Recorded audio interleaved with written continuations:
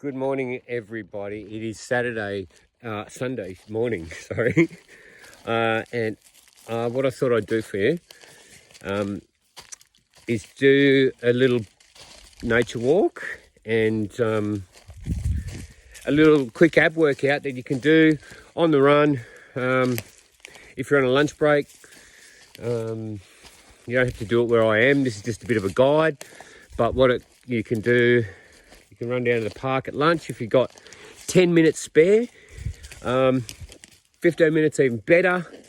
And what you could do is a really good ab workout. So again, no excuse. I'm going up here with my beautiful little girl Luce. Darling, come on, say hello. Say good morning. Good morning. You're a beautiful girl. All right, so have a look at this. I'm on this beautiful mountain walk. I'm walking up these beautiful rock formations. So it's quite a challenging walk. So there brings in a bit of cardio, different kind of cardio.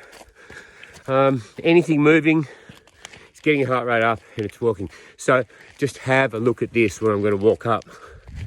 All right, so that's me flat. That's a big walk right up to the top of there. Anyway, I'll see you up there and we'll do our ab workout.